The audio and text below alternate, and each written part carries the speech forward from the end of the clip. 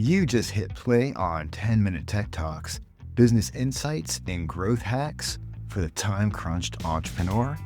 And I am Jonathan Kirsting with the Pittsburgh Technology Council and Tech Vibe Radio, where I have nearly 3 decades telling the stories of Pittsburgh's most successful tech companies and the women and men behind them.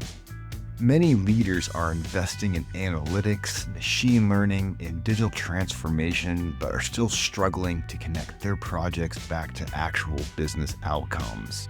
Well, in this episode of 10-Minute Tech Talks, I sit down with Mitch Kwiatkowski, who's the Executive Vice President of Data at Techstra Solutions, and he has led initiatives delivering over $250 million in value.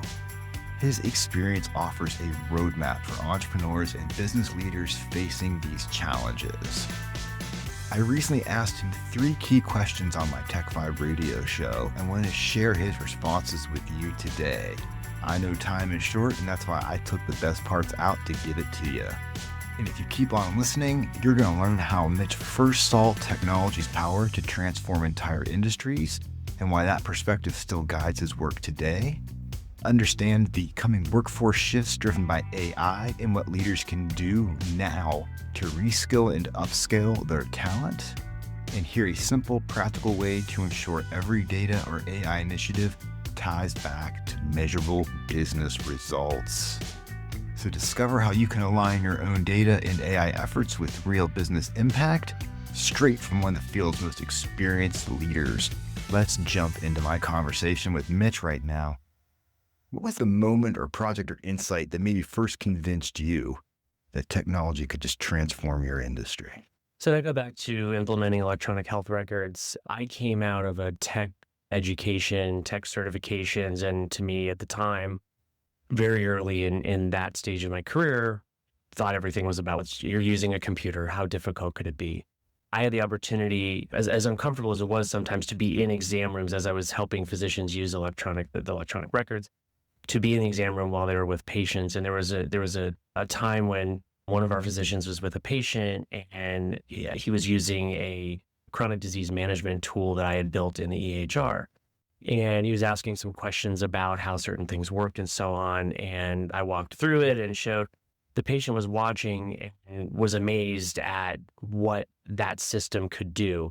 Now, EHR implementations aren't painless. They were actually pretty tough to do. But this was an opportunity that patients actually saw firsthand on the computer screen. Oh, here are my lab results. Here's the risk score for my diabetes. Here's, those types of things. And it was at that point that I think I really connected that what we do on the technology side, it has to connect to patients in healthcare.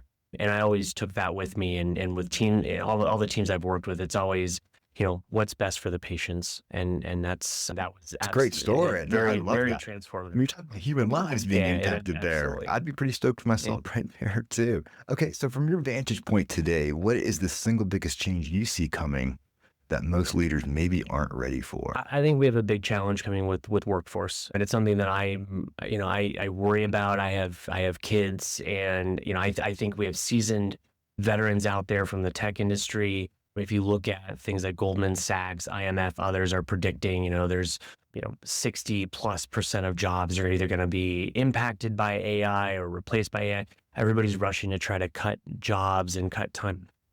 But we don't really know what that means yet. And one of the things that we're seeing is a lot of the positions that are getting eliminated are entry level. We see things in, we're seeing some of the, things around contract analysis or fraud detection in finance industry.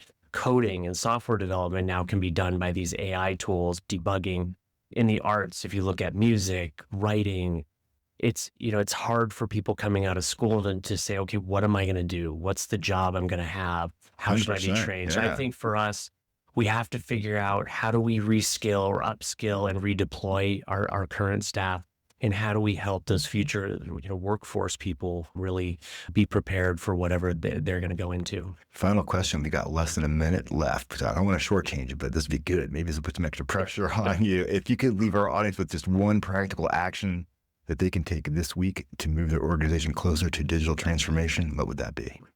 I always go back again to connecting what you're doing and the outcomes and value to the business problem. And I think even something as simple as taking a look at all of the projects, all of the initiatives that are out there, and really looking and seeing, do these connect up back to the business? What are we getting? Is this just something somebody asked for?